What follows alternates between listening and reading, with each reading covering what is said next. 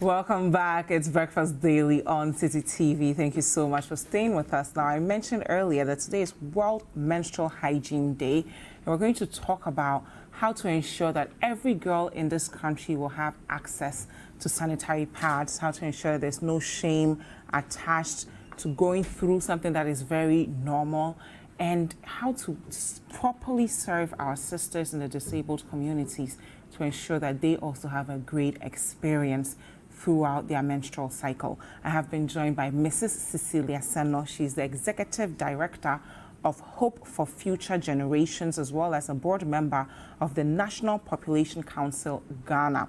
Good morning. Good morning. How are you? Fine, thank you. Thank you so much for being with us. Thank you. I've also been joined by Safia Abdallah Rabo. She is the Executive Director for Zongo Girls for Education, Ghana. Good morning, Safia. Good morning. How are you? Thank you so much for being with us. Thank you for having I'm excited to have women on the panel where we're talking about women-related conversations. Now, it's an interactive show, so we want to hear from you. Wherever you're watching us from, use the hashtag Breakfast Daily for us to hear from you, as well as the WhatsApp line 0550-585-832. If you're outside Ghana, please use the country code +233 and we will get your messages. Now, I'll start with you, Mrs. Cecilia. Can you tell us a bit about menstrual hygiene? When we talk about menstrual hygiene, what exactly are we saying?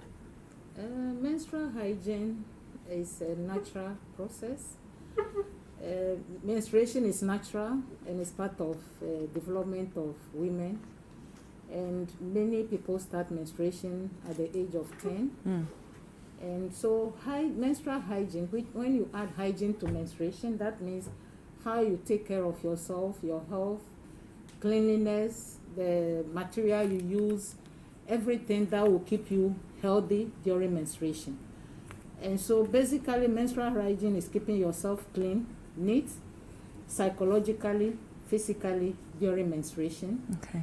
Psychologically because of so many things that is clouded with menstruation. And so if you have clear mind, you are protected, you are supported, everything, then you have a clean menstruation period throughout your life. Okay. Yeah. Now, Safia, bringing it to our context, what are some challenges that young girls face when they are going through this period? Okay, I think basically we can categorize the challenges under three main focus. We look at menstrual products, because when you're menstruating, you should have products you use ranging from pads. Some people use menstrual cups so as to contain the blood so that it doesn't soil your body and all that. And you also have access to water and adequate sanitation. That is mostly in less developed countries. Infrastructures and facilities are not adequately enough for girls, so as it will provide them with their privacy and then confidence to maybe change when they are menstruating and other things. And also have adequate water, because when you're menstruating, aside using the product, you have to also wash down frequently so that you don't end up getting some odor or infections. Yes, basically. So, and then there's also lack of education. Yes, so because of that, most girls will actually absent themselves from schools and even from work because of lack of education and adequate information about menstrual hygiene and its management. So basically, those are the main issues surrounding the difficulties most girls face when they are menstruating. Let's look at the education bit, because there are we've made a lot of progress as a country as far as free education. But what are the challenges that sometimes prevent girls from taking advantage of that education, especially when they are menstruating? Okay, so comparing males and females per se, females, by our nature and vulnerability, we are not even well-resourced when it comes to maybe getting information from technology and other stuff. The males are at a better place than females. And most of this information of late is technologically inclined. So looking at it from that angle, most females are not positioned well to receive the information. And again, when you look at some of the chores and then difficulties females go through, growing up, they are also not well positioned to get the right education and stuff. So those who are not in school per se, if you are in school, you are better positioned. So maybe you'll be part of the curriculum and then you'll be taught. But if you are not privileged enough to be in that group, then getting the right information becomes a problem, because there are a lot of barriers that prevent you from getting the information, and also not just getting the information, getting it at the right time, and how to utilize the information too is very necessary. So those are some of the issues. Okay, Mrs. Celia, please walk us through how far we've come with our battle with ensuring every single girl in this country has access to sanitary pads. Thank you. It's rather unfortunate. I remember in 2015, there was a lot of advocacy for government of Ghana to produce sanitary pad for girls in school. And many of us were part of the advocacy pushing for it, because that time my organization was partnering Sanita group of companies to promote sanitary pads in schools. But we were thinking that it's something that the government will embrace, like all other countries, Kenya, South Africa. I think there is that practice in East Africa. But in Ghana, what I realize is small pockets of people, mostly NGOs, UNICEF, UNFPA, they are doing something. But to have access to sanitary bag by school, young girls in school, it is never established by government. The best would have been the government embraces as part of the Ghana Education Service policy to ensure that every girl have access. When you come to school and you have menstruation, you just go to the maybe the school health nurse or the school health teacher and request that I need it. And you know, the challenge is girls find it difficult to talk about menstruation to male teachers. And so it should have been a teacher, a female teacher, who will understand the girl and ensure that they have access to it. But currently, I don't think we have that kind of thing in this country.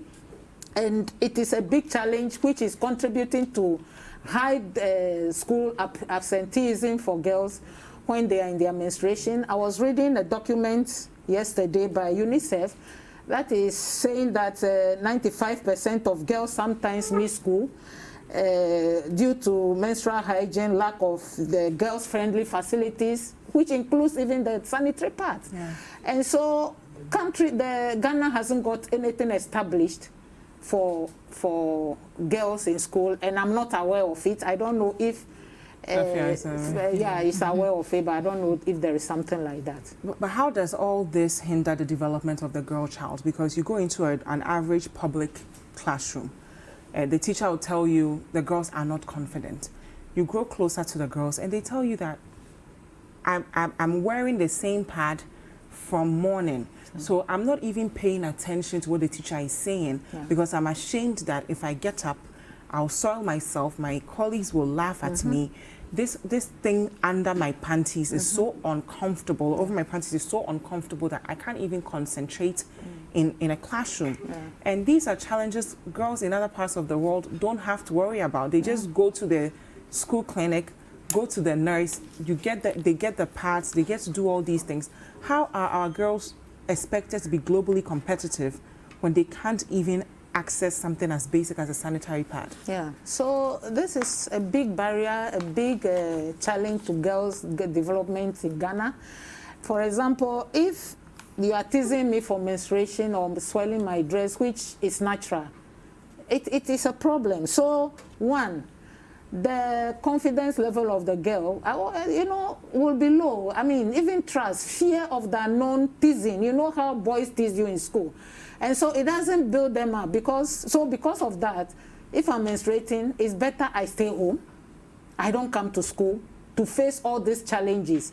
And I was also reading from the same fact sheets by UNICEF that if in some regions in Ghana, like North Dine, in the Volta region and those places, it is believed that if a girl is menstruating, you don't touch anything, you don't even get near food, you don't touch cooking utensils, and so many things, and you must be quiet, you must be reserved. And I just said, what kind of life is this? Is it a crime to become a woman or to be a girl? And so with all this, it affects their developmental stages and then affect their education. and also their confidence level is very low when it can. You are going to face this every month in your life until you grow to adulthood. So I think it's something that the government should start looking at seriously, especially the Ghana Education Service and Ministry of Education, because we must see this as a priority. Girls at their level now, they need this right. And I believe that menstrual hygiene practices and access to facilities and everything is a right. And so if you don't give it to these girls, then we are really, really abusing their rights. It cannot be done by civil society. It cannot be done by development partners. It is the government that has to take this bold step and say, it is enough. We are going to take care of girls' menstrual hygiene from now on, and we are allocating resources to the sanitary pads for girls in schools. And I think this is what we should be advocating for. Thank you. Now, Safia, you work with young girls in the Zongo communities. What are some of the stories they've shared with you and experiences you've had, you know, observing the challenges they've gone through because they don't have access to sanitary pads?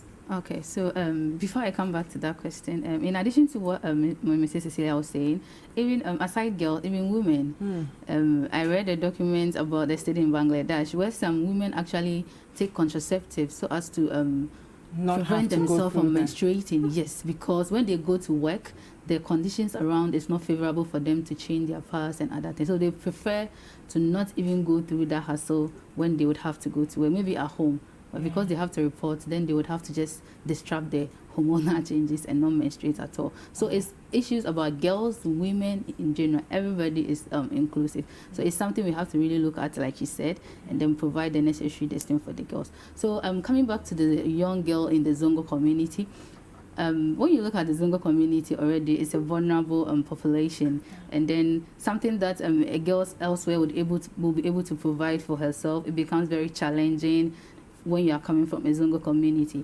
We have engaged a number of schools, and because of COVID, it's becoming very devastating. The impact is very serious, because now most NGOs used to work with schools. So you go to schools and then give them sanitary pads and distribute it, but now it's not happening, because all those these things has been disrupted.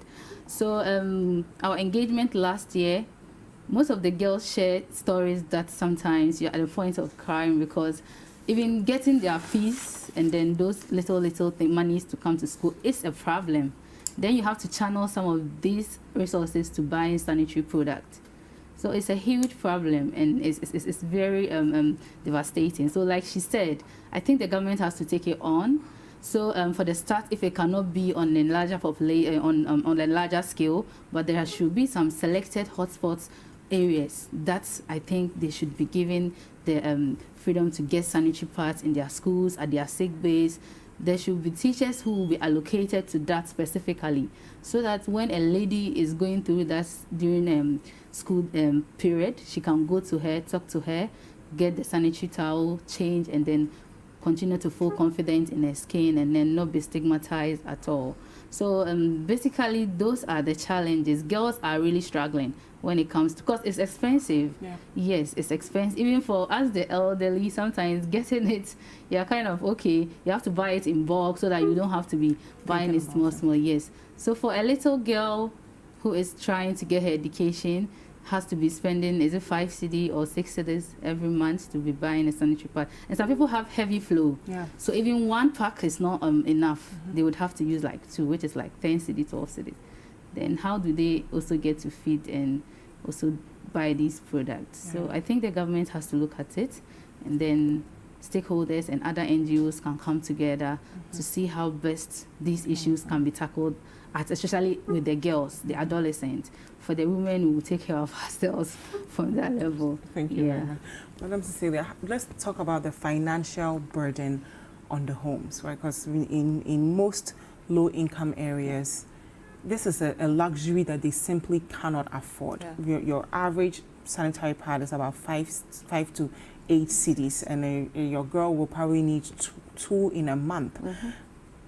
What are some of the constraints this might place on families to say, young girl, stay home for a week, we can't afford to buy you a pad? And how can doing something as basic as making these things readily available help transform the economic status of girls in low-income communities? Yeah.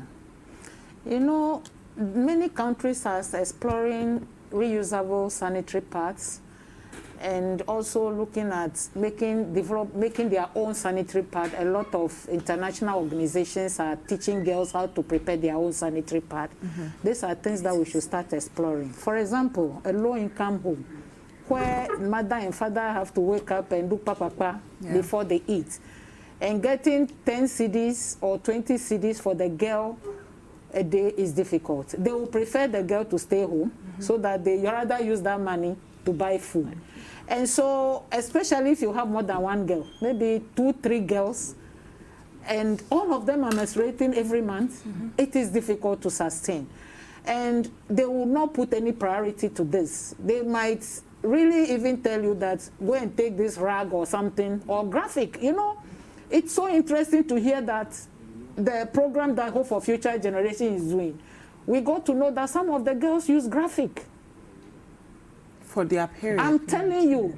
And this is, I mean, it won't absorb anything. It won't absorb. So they use paper, they use everything that they get because the flow is coming. You cannot go and the blood will be, so whatever they see, they put it to protect. That is from very poor communities, even in Accra. We won't even get into the health implications of that. And so you see what poverty can do. And I also, as Tafia said, I think it is also awareness and education to even the parents. Many people thought that if you are a girl, you are just born, you grow, you marry, that, and they don't know that you have to go through certain stages where you need resources to achieve your potential. So the mothers don't know this? The mother, no, there are mothers who have never been to school. They know that in your menses you have to put on something. You know, so they think that how many of them use pad? That is the question. If a mother has never used pad, how can I teach the girl to use pad? And this is where we have to start thinking of family education and a lot of things that we have to do. Focusing a lot. We should, you see, if the mother is not well and she's not aware, definitely the child will not aware, will not be. And if it gets to school, maybe they tell you in school, you come back, you realize that it's not possible because you don't have money.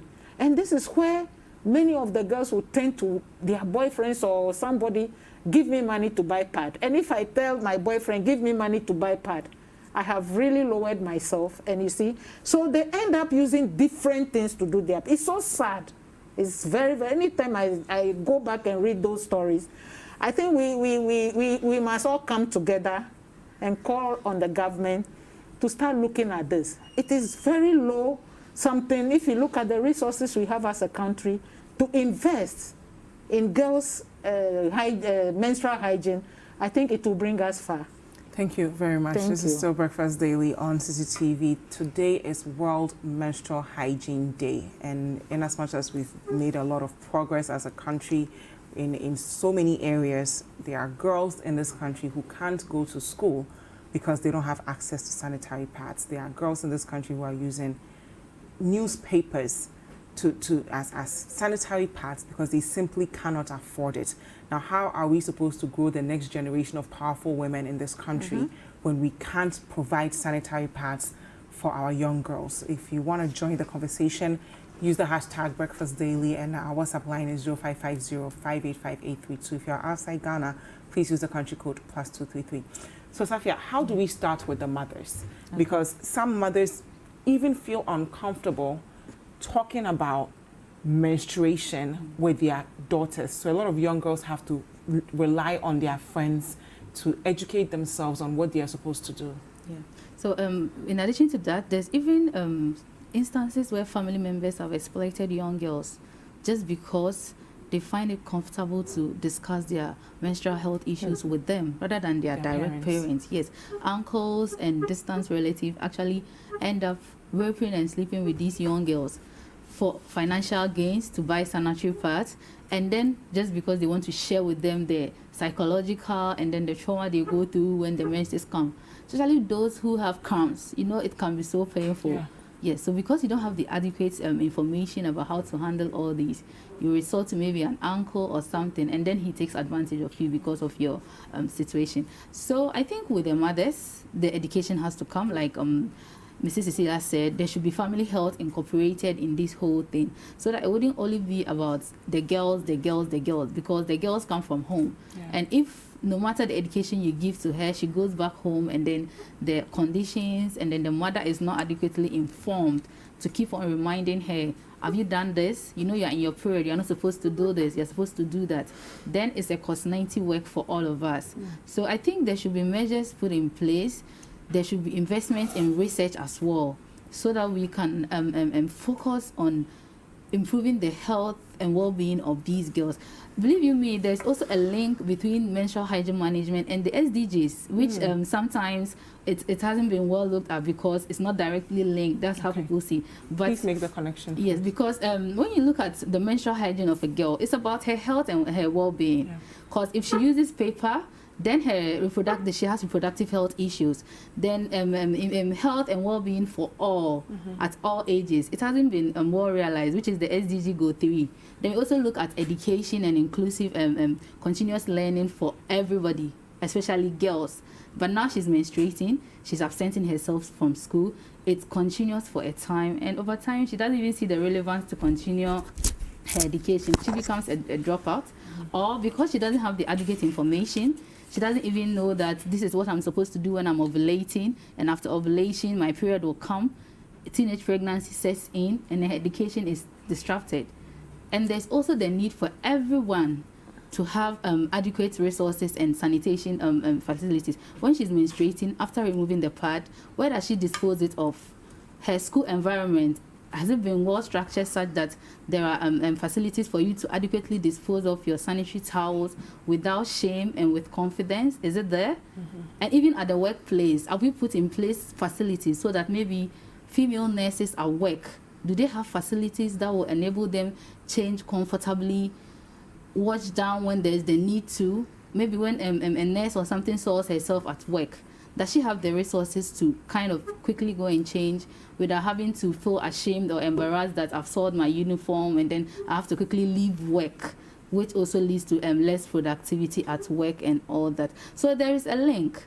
So if we want to achieve the SDGs by 2030, like we've been putting much focus in other aspects, directly, women are always menstruating at the end of every month. A woman cannot be put differently from menstruation. It comes with us. So if we want to talk about issues of women and girls, then we have to take the issue of menstruation seriously as well, so as to attain all the other variables we want to achieve. Thank you very much, Safia. Mrs. Cecilia, let's talk about the mothers, because sometimes the mothers themselves have been doing the wrong thing all their lives. So they don't know any different. That's what they will pass on to the girl. They can come to school, they can meet with you guys, you can tell them one thing, but if you go home and your mom says, this is what I've been doing, so stick a cloth there all day long, that's what you need to do. Where do we reach these mothers? Yeah, I know NCC has a big role. The government institutions educating the citizen must really take some of this as part of their responsibility, because they can go far and they have all the resources to do that. And so educating the mothers, we can also target the churches. Yes. Because every church has more women and mosques have a lot of women.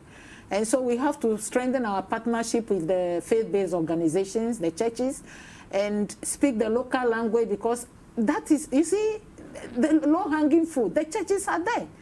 Everybody go to church, if not twice a week, once a week. And so we should really look at strengthening partnership with the churches and the mosque, educate the women, because we listen to our church leaders. If Reverend Dr. or Bishop Duncan William mounts the podium and start talking about menstrual hygiene, how to take care of yourself, I think every woman in that church will listen. If the Catholic Bishop of Ghana, my bishop, talked about in Accra, the Archbishop talked about menstrual hygiene, take care of yourself and all this, it will work. And so talking about it, the mothers have to be targeted, because if our mothers are our role model, whatever my mother tells me is what I do. And so we should really reach out to the mothers. And for me, as a development worker, the easiest way to reach mothers is using our churches, and then our mosque. Okay. Yeah. Thank you very much. We'll go for a quick break. This is still Breakfast Daily on Citi TV. Today is World Menstrual Hygiene Day, and we're talking about how to ensure that your period is not something that will prevent our young girls from achieving their goals and going on to become great women. There are still girls in this country who don't have access to sanitary pads. We'll go for a quick break, but if you have any comments or contributions to the conversation, let us know the hashtag Breakfast Daily and the WhatsApp line 0550-585-832. If you're outside Ghana, please use the country code +233. We'll be right back.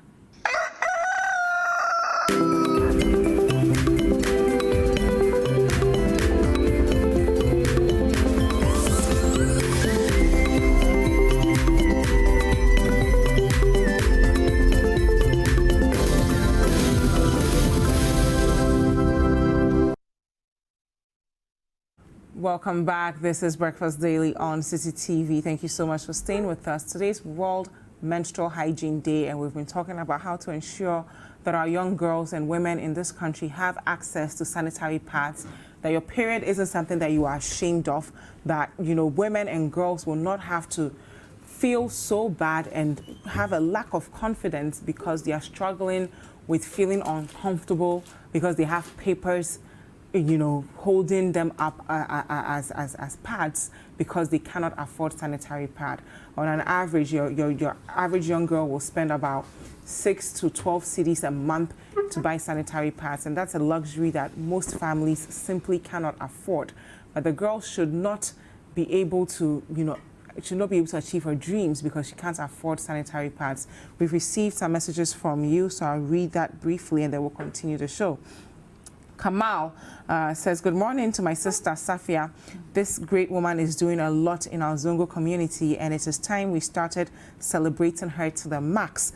She is really transforming the Zongo. Good morning, Citi TV. Aside the education, the government and helpers should come together and provide a brand of sanitary pad which is not for sale to be distributed in schools and communities, hospitals for the poor and needy. It has to be advertised that it is free, so anyone who sells it will be arrested. This is coming from Maggie from Taifa, and I think that's a really great contribution there because there's absolutely no reason why, you know, corporate Ghana and other institutions can say as part of our corporate social responsibilities, we are providing this absolutely free to people who can't afford it. Now let's talk about our sisters who are dealing with some form of disability. How does this also contribute to their daily struggles? It's a very sad scene when you visit some of the disability schools, especially in the North Avelugu. We work there, and we are partnering the disabled Savelugu School for the Deaf, and then the Savelugu disabled schools. It is a difficult one because many of them have psychological impairment, and apart from that physical, teaching them to even use the pad to protect themselves is a challenge. Even understanding their menstruation is a whole process. And a project we are implementing with Netherlands Foreign Ministry, Get Up, Speak Up, we reach out to them, and we realize that it's an area that we need to put more investment because in the school, when you start menstruating, mostly they don't understand. They know that something is coming out. Yeah. And I mean, at their level, they just move. And I think that as we talk about girls in general, we should also focus on girls in the schools of disability or the schools of disability schools and invest in them because it takes a long time for the teachers to even let them understand. Those with hearing impairment, those with visual impairment, those with other impairment need unique way of communicating to them to understand that in menstruation, this is the way I have to take care of myself and the rest. And then the second thing is having access to the menstrual hygiene materials, as some I'm talking about, which we've been talking about, that we should focus also, apart from talking about the general schools, we should look at the schools of disability schools and invest more money into them so that they can have access as other schools. Yes, that is what I just want to say, because sexual reproductive health should include sanitary hygiene, menstrual hygiene, and everything, and it should be integrated in all the schools of disability. Okay. So we have a video of a young girl sharing her experience going through menstruation and also having a disability. We'll take a look at that video and continue the show. When I started having menstruation, I didn't know how to communicate it to my mother. But later, my mother saw it. I was bleeding.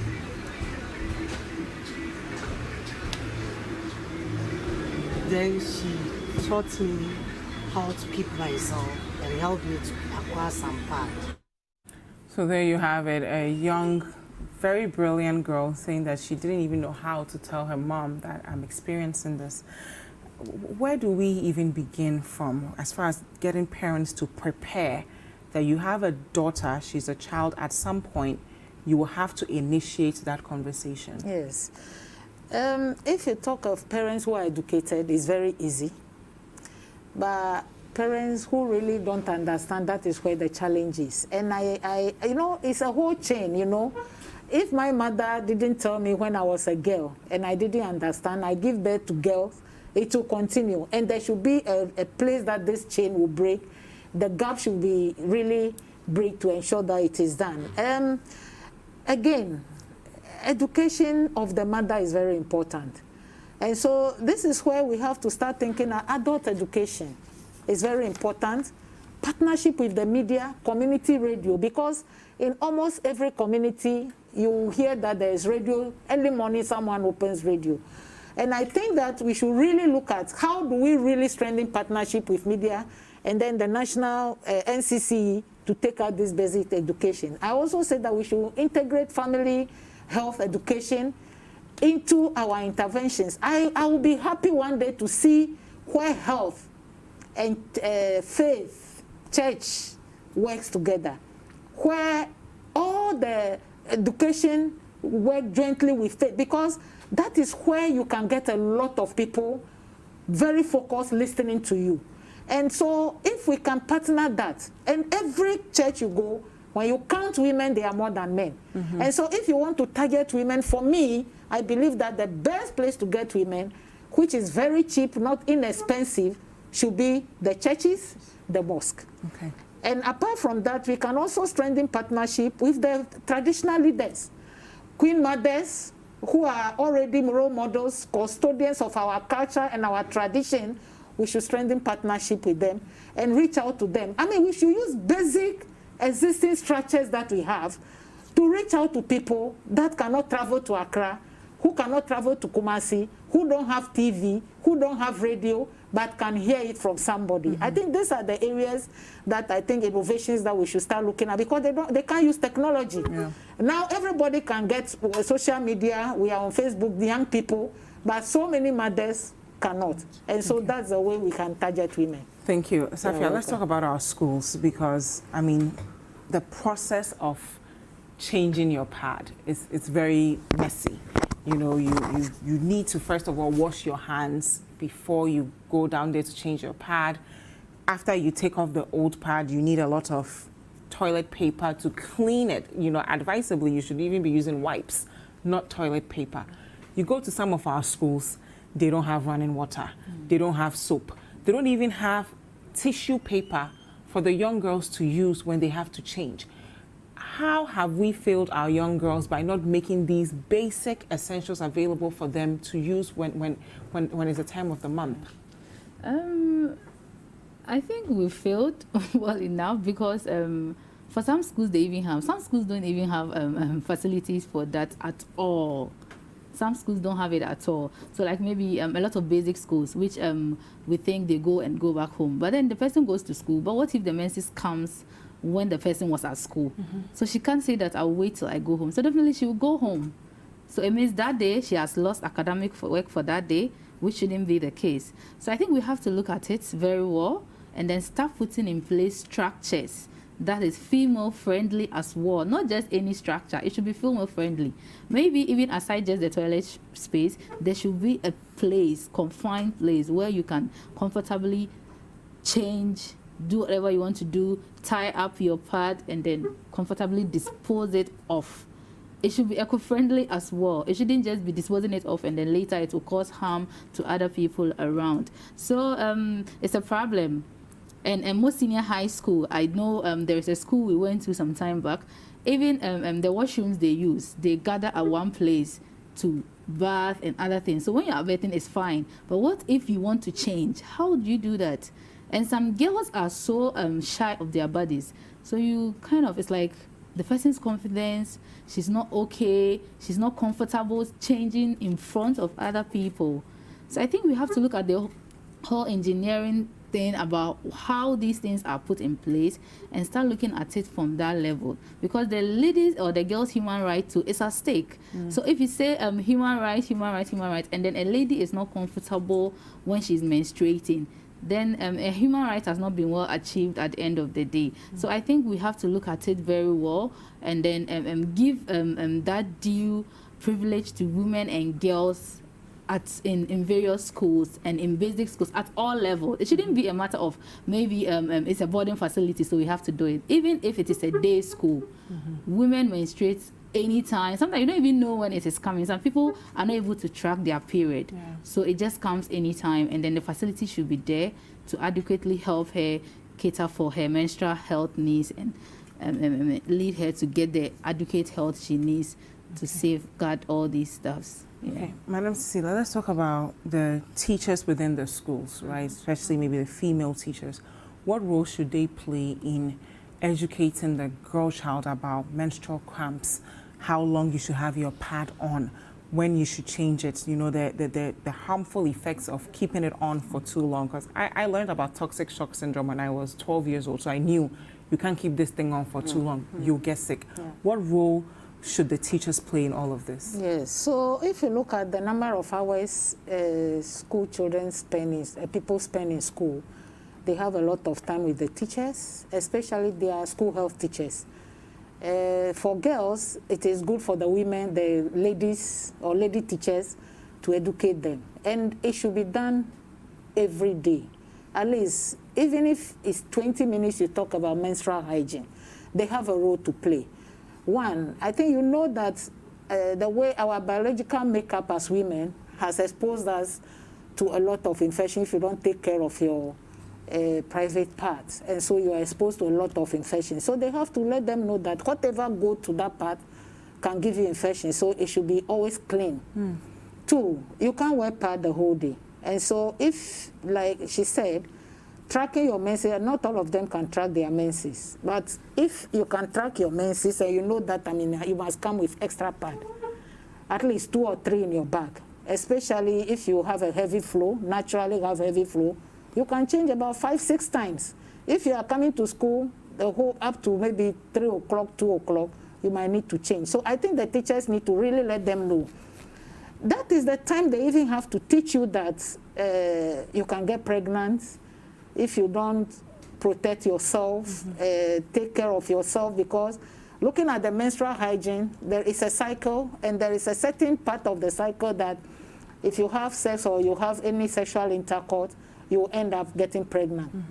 And so I think this education by the lady teachers is very important. Our teachers are our role model. My small girl will go to school and come and tell you that this is what the teacher says and this is what I want to do. And so she will not listen to mommy saying anything. And I think that the teachers are our role model. I always admire my lady teacher, the way she dresses, the way she... And I think this is where they have a big role to play. Mentor them because they are women, take good care of them, and teach them what to do, the do's and don'ts, and maintaining menstrual hygiene. And then also the material, using the material. I think I remember when I was in primary school those days, our lady teacher even said, if you don't have money to buy pad, and you get any other material, make sure that you wash it, iron it, pack it nicely into a rubber. When your menstrual period comes, you can use it and change it every day. Now, I don't know if those education is going on, and I think they have to really teach them what to do. Okay. Safia, how do we also get them to know how to handle things like menstrual cramps, that you're going to be in pain and not feel ashamed that they are going through this? Yeah. So it's all adds up to what Mrs. Celia said. This whole thing will be catered for by the teachers, because the students and the girls, they listen to the teachers a lot. So you being a woman, a teacher, I'm sure will be in her elder state, you should be able to teach the girl. Usually I have very severe cramps, but then because I know how it comes, I can track my period. When it's getting nearer, if I have any plans or agenda, I wouldn't even let it come around that time. Yes, and I'm able to do things that would suppress the pain. Yeah, it's severe, it's painful, but if you know what to do and how to handle it, I use water bottles sometimes. If I track it early, it's able to suppress. By 1 or 2 hours, I'm back on my feet, and so you just I'm drink about a lot of fluid too. Yes, and then there is this water bottle that you can put hot water in it, then put it on your abdomen, and then it helps. Yes, and it helps. Yes, so all these are all basic things, because it's, so if you can't even buy that water bottle from the pharmacy, I'm sure there can be inventions that you can use. Yes, you can put a bottle. Yes, put it, and then it will suppress the pain after some hours. Which, if you don't do that, maybe the whole day you'll be in pain. You are back on your feet and you are everywhere. So I think the teachers, the female teachers, would have to be motivated to. So for you to take up this thing and add it to your already responsibility that you have already, you should be given some form of motivation so that you'll be able to take it up on yourself, and then be that leader that the student want. They can always come to you, you educate them, do this, do that. Because it's true, some parents from the girls we work with, they never tell their wards anything about menstruation. Boom, you are there one day, it is there. Which is problematic for all the parents watching. You should be talking to your girl child. They don't talk to their girls about it. I think I'll have to look at the screen and say speak to them. Yes. Most Zongo girls, for instance, that we work with, have shared with me how it is their friends who told them how to even handle their menses. They didn't know anything about it. They were just there one day and then they saw blood all over. What to do, what to do, what to do. You're even shy to talk about it with your mom. You don't want to talk about it with your mom. Your father is not even the right person to go to. So I think in addition to, it shouldn't be only the mothers. Some girls too are very comfortable talking with their fathers. Yes. So the fathers too can take it up. If the mom is not comfortable talking about it, or maybe due to her busy schedule, she wakes up in the morning, by the time the girl will even get up, maybe she's left for the market or something, the dads can take it up. The senior brothers can take it up on themselves and start educating the young girls about how important is this point? Because some parents are so ashamed of having this conversation with their kids without realizing that if you don't educate that child, someone else will take advantage of her. So please let us know the importance of getting rid of our own selfish shame and having the conversation with our children. It's very important. Like we said, I just shared an instance where a girl shared with me. I even have the video in one of our encounters. She said it was her uncle who she shared her issue with. Then he realized that, okay, since you are menstruating, it means you are a big girl now. The menstruation period will definitely go. Then now he starts making advances at you. And you can't even buy your sanitary towels. So he provides you with 5 cedis, 6 cedis, 10 cedis here and there. And he was sleeping with her continuously. So we went to their school that day, and she shared that story with us. It was very pathetic. For as low as 10 cedis, maybe if you had even shared it with your mom, she could have raised that money for you. But because, I don't know, whether sometimes too it's lack of confidence on the part of the girls. Because some parents, I believe it should be the parents, because you gave birth. Yes, you should initiate it.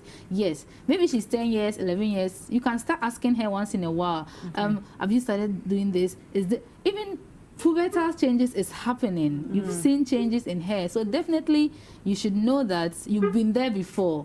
So it means my girl is getting there. And when you compare girls who have that bond with their parents, who spoke to them about menstruation, usually they are very confident.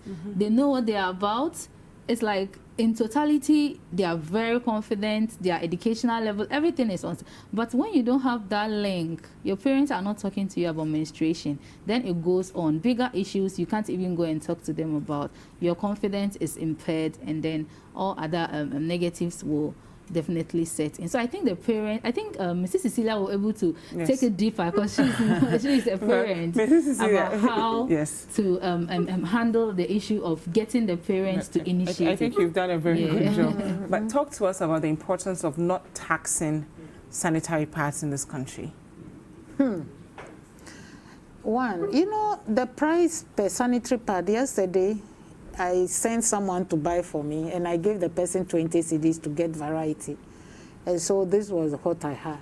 And definitely, the cost of sanitary pad includes the tax. Yeah. Now, if we are talking of access of sanitary pad, then the government should start thinking of making it very cheap. Cheap, if it will not be free at all, then it should be cheap that everybody can afford. And so if you want to make it cheap, then it should be tax-free. Because the people who are bringing the product to produce it are taxed. And so definitely, I think they are institutions for profit making. And so they will add their tax. And so you end up paying more for the sanitary pad. And so as we are advocating for free sanitary pad, the bigger advocacy for now should go to not taxing the sanitary pad, so that we can make it accessible and affordable for people who need it. Thank you very much. So, Madam Cecilia will be showing us how to properly put on the sanitary pads, but I've received some messages from you, so I'll be reading them briefly. I totally agree with partnering with churches and traditional heads. This is coming from Patient Densu. Great discussions. Kudos to the team. This is coming from EFA, and we have some more messages here as well. Sharif Mohammed says, good morning to you, Jifa, and your cherished viewers. And secondly, the Safia Abdallah Rabo for such a wonderful work that she's done so far with her campaign on COVID-19 within the Zongo communities in Ghana. My question to Safia is, how has her organization so far contributed to the education and assistance of the girl child in their menstrual health and hygiene? And finally, the two wonderful women in your studio can partner to effect tremendous change in our society. So I'll be asking them both the work that they are doing and how you at home can support them so that they scale up the work that they are doing. So, Madam Cecilia, please walk us through the process of putting on a sanitary pad. So this is the ordinary sanitary pad. Before you start using, wash your hand. Your hands must be very clean. And then if you look at the sanitary pad, it has a place for opening. You understand? So you find your way of opening it. Ensure that your hand doesn't touch the inner part that goes under the woman. And so you open this side and make sure that you don't hold the middle part, and then this side. Normally we advise that you put the pant on and so lower it. You would have it on. And so it has a sheet, you remove it, then you get your pants inner side. If you wear it ready, you hold it by the side, but not by the middle. So you take it out of the sheet. It's important that you remove the back, because this is where, this is where you stick into the pants. And so make sure that it's well positioned in your pants, so you stick it into it. You know, this is the smaller part. Exactly. Yeah, so you do it like this? Yes. So please put it in the middle. And make sure that make sure you don't touch the middle part of the pad that goes under the woman. And then you hold it, make sure it's stuck, because under here has a sticker that can stick perfectly into your pants.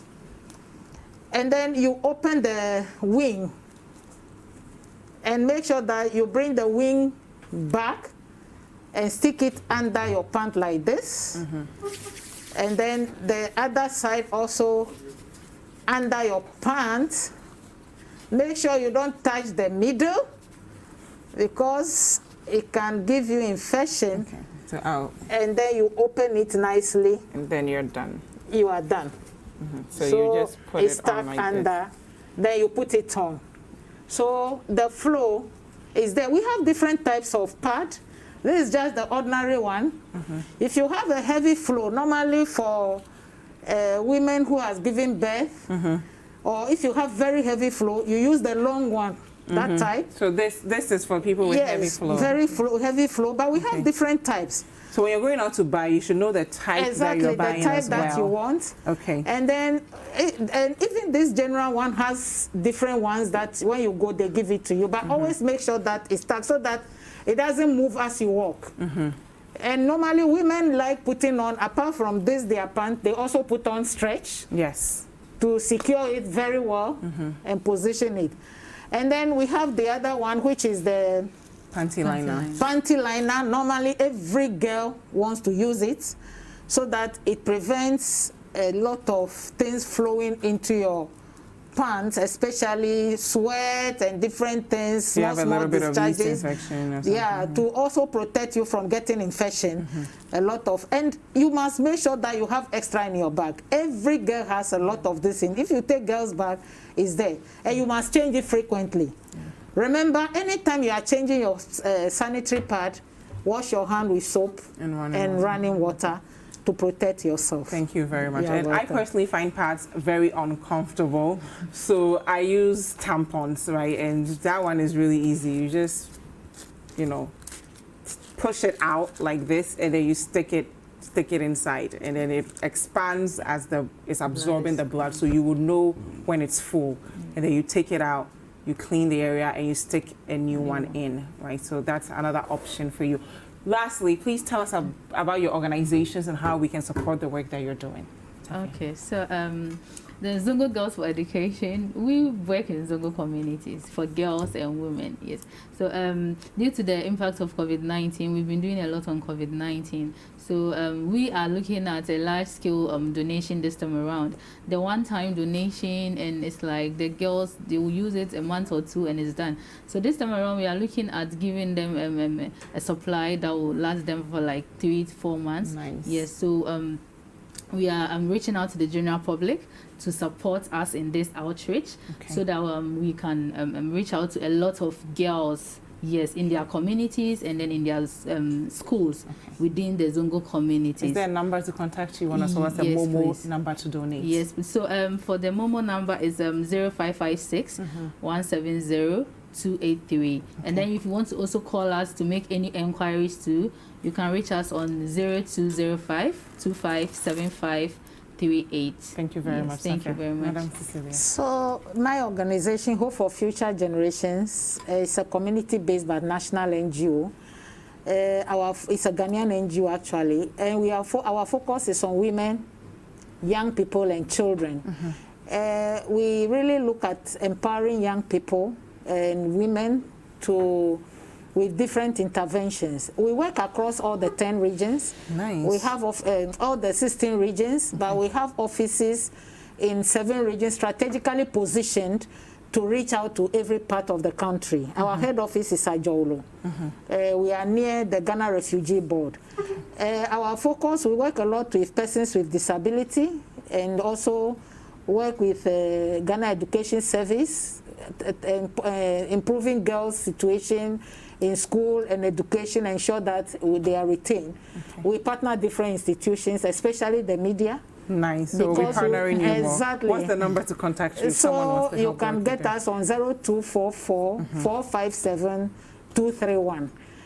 We do a lot of partnership, and our passion is to change the life of people, disadvantaged people, so that they can also be part of the national issues. Thank you very much, Mrs. Cecilia Sano. She's the Executive Director of Hope for Future Generations and a board member of the National Population Council Ghana, as well as Safia Abdullah Rabo. She's the Executive Director for Zongo for Girls Education Ghana. Today's World Menstrual Hygiene Day. If you do nothing at all, donate to an organization that's making it easier for girls to have access to sanitary pads. There's absolutely no reason why a girl should not continue her education, should not be able to rise out of poverty, should not be able to achieve her biggest potential because you don't have access to a sanitary pad. Thank you guys so much for staying with us for Breakfast Daily. We'll be right back.